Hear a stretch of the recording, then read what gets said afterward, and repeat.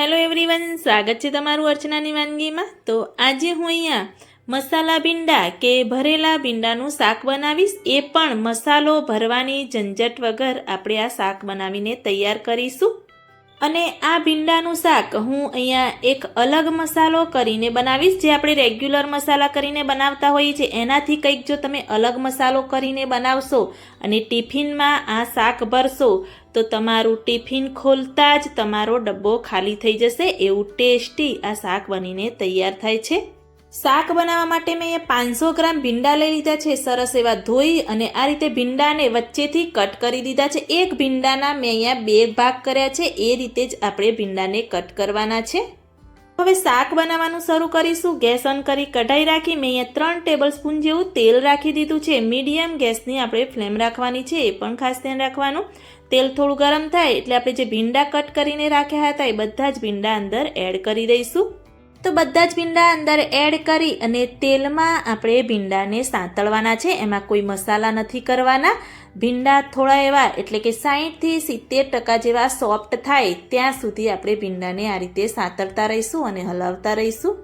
તો હું અહીંયા ગેસની ફ્લેમ મીડિયમ કરી અને ભીંડાને સાઈડમાં સાંતળતી રહીશ અને આ બાજુ સાઈડમાં આપણે ભીંડાનો મસાલો બનાવીને પણ રેડી કરીશું। તો રેગ્યુલર મસાલા કરતાં આપણે અલગ મસાલો બનાવીને ભીંડાનું શાક બનાવવાનું છે, તો એનો મસાલો આપણે રેડી કરીશું। તો એના માટે ડાળખી સાથે થોડી એવી કોથમીર લઈ લેવાની, 2 થી 3 આદુના ટુકડા, 3 થી 4 લીલા મરચાં લઈ લેવાના, 2 સૂકા લાલ મરચાં લઈ લઈશું।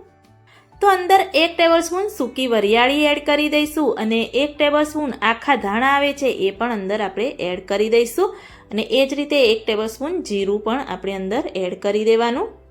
1/2 ટેબલસ્પૂન કાળા મરીનો પાવડર અંદર એડ કરી દઈશ અને મેં અહીંયા સૂકું લસણ અંદર એડ નથી કર્યું, ઘરના સભ્યોને પસંદ નથી એટલા માટે।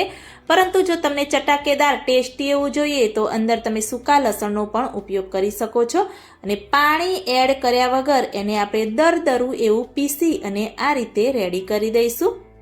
તો અંદર આપણે કોથમીર અને લીલા મરચાં એડ કર્યા હતા એટલે થોડો એવો પાણીનો ભાગ હોય છે, એટલે સરસ એવો આપણો મસાલો પીસાઈ અને રેડી થઈ ગયો છે। એને સાઈડમાં રાખી દઈશું અને ભીંડાને ચેક કરીશું। તો આ રીતે હજી થોડી એવી ભીંડાને કૂક થવાની વાર છે, તો આ રીતે સતત એવું હલાવતા રહીશું અને એને આપણે સાંતળી અને એકદમ સોફ્ટ થાય એ રીતે આપણે એને રેડી કરી દઈશું। આ રીતે તેલમાં તમે સાંતળશો તો પણ ભીંડાનો કલર એવો ને એવો રહેશે। તમે જોઈ શકો છો કે જરાય પણ ભીંડાનો કલર બદલાયો નથી, ગ્રીન કલર એવો ને એવો રહ્યો છે। આ રીતે ભીંડાને ચેક કરવાનું। ભીંડા થોડા એવા કૂક થઈ ગયા હોય, સોફ્ટ થઈ ગયા હોય તો ગેસની ફ્લેમ આપણે એકદમ મીડિયમ કરી દેવાની અને આ જે બધા જ ભીંડા છે એને આપણે એક પ્લેટમાં લઈ લઈશું। તો મેં અહીંયા ગેસની ફ્લેમ બંધ નથી કરી, ચાલુ રાખી છે, પરંતુ એકદમ મીડિયમ રાખી છે। તો આ રીતે ધીરે ધીરે કરી બધા જ ભીંડા એક બાઉલમાં લઈ લઈશું અને એ જ કઢાઈમાં આપણે ફરીથી વઘાર કરીશું। તો થોડું એવું તેલ જરૂર પડશે, તો 1 થી 2 ટેબલસ્પૂન જેવું ફરીથી આપણે અંદર તેલ એડ કરી દઈશું અને ગેસની ફ્લેમ મીડિયમ જ રાખવાની છે, એ પણ ખાસ ધ્યાન રાખવાનું।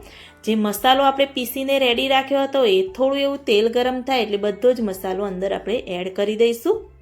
તો આ જે મસાલો છે એને આપણે ફરીથી તેલમાં સાંતળવાનો છે, એટલે મસાલો દાજી ન જાય, નીચે ચોંટી ન જાય, એટલે આપણે ગેસની ફ્લેમ એકદમ મીડિયમ રાખવાની છે। તો આ રીતે ધીરે ધીરે કરી અને મસાલાને પણ આપણે થોડો એવો સાંતળી દઈશું, એટલે થોડી એવી કચાશ હોય એ બધી જ દૂર થઈ જાય। તો શાકમાં આ રીતે મસાલો સાંતળીને તમે વાપરશો એટલે શાક આપણું એકદમ ટેસ્ટી બને છે। મસાલો સરસ એવો સંતળાઈ ગયો છે। તો મેં અહીંયા એક બાઉલમાં 1 ઝીણું ટામેટું લઈ ગ્રેવી કરી રેડી રાખ્યું છે, એ પણ આપણે અંદર એડ કરી દઈશું। તમે વિચારતા હશો કે ટામેટું એડ કરવાથી શાક આપણું ચીકણું બનશે, પાણીનો ભાગ આવે એટલે, પરંતુ જરાય પણ શાક આપણું ચીકણું નથી બનતું, એકદમ ટેસ્ટી બને છે। ટેસ્ટ અનુસાર મીઠું એડ કરી, 1 ટેબલસ્પૂન હળદર પાવડર, 1 ટેબલસ્પૂન લાલ મરચું પાવડર એડ કરી અને મસાલા બધા જ મિક્સ કરી દઈશું। તો આ બધું જ મિક્સ કરી અને ફરીથી એને આપણે સાંતળી દઈશું। મસાલામાંથી થોડું એવું તેલ છૂટું ન પડે ત્યાં સુધી આપણે એને સાંતળવા દઈશું। તો આ રીતે બધા જ મસાલા સરસ એવા કૂક થઈ ગયા છે, સંતળાઈ ગયા છે અને સાઈડમાંથી તેલ પણ થોડું એવું છૂટું પડી ગયું છે। તો હવે આપણે જે ભીંડા સાંતળી અને રાખ્યા હતા એ બધા જ ભીંડા અંદર એડ કરી દઈશું।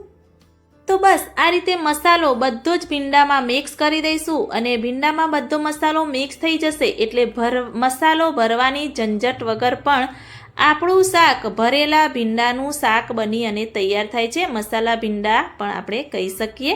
તો આ રીતે સરસ એવું બધું મિક્સ કરી દઈશું. તો આપણા રેગ્યુલર ભીંડાનું શાક બનાવતા હોઈએ છીએ એના કરતાં જો તમે આ રીતે કંઈક અલગ મસાલો કરીને શાક બનાવશો તો બનાવેલી રોટલી પણ ઓછી પડશે. એટલું તમારું ટેસ્ટી આ શાક બનીને તૈયાર થાય છે. મારા માનવ માઈનું તો ભીંડાનું શાક ખૂબ જ એવું ફેવરિટ છે. તો આ રીતે સરસ એવા ભીંડા મિક્સ થઈ ગયા છે અને થોડી વાર માટે આપણે કૂક થવા દઈશું. તો ભીંડા એડ કરી મસાલો મિક્સ કરી અને 3 થી 4 મિનિટ ફરીથી આપણે એને કૂક થવા દઈશું. ભીંડા સરસ એવા કૂક થઈ ગયા છે. શાક આપણું બનીને રેડી થઈ ગયું છે. તો જ્યારે પણ શાક બની જાય ત્યારે લાસ્ટમાં આપણે ચપટી જેવો આમચૂર પાવડર અંદર એડ કરી દેવાનો અને શાકને ફરીથી મિક્સ કરી દેવાનું. બધો જ આમચૂર પાવડર અંદર સરસ એવું મિક્સ થાય એ રીતે મિક્સ કરી દઈશું. આમચૂર પાવડર શાકમાં એડ કરવાથી શાકનો ટેસ્ટ એકદમ બમણો બની જાય છે. થોડી એવી કોથમીર આપણે ગાર્નિશ કરી દઈશું. ગેસની ફ્લેમ આપણે બંધ કરી દઈશું. તો મસાલો ભરવાની ઝંઝટ વગર ભરેલા ભીંડાનું કે મસાલા ભીંડાનું શાક બનાવી મેં અહીંયા તમને એની રેસીપી શેર કરી છે. તો કોને કોને ભીંડાનું શાક ભાવે છે એ પણ મને કમેન્ટમાં જરૂરથી બતાવજો. અને મારી આ અલગ મસાલો કરીને બનાવવાની ભીંડાના શાકની રેસીપી તમે પણ એકવાર ચોક્કસથી ટ્રાય કરજો અને મને કમેન્ટમાં જરૂરથી બતાવજો. જો મારી રેસીપી સારી લાગી હોય તો મારી ચેનલને લાઇક, શેર, કમેન્ટ કરજો. મળીએ કોઈક નવા વિડીયો સાથે.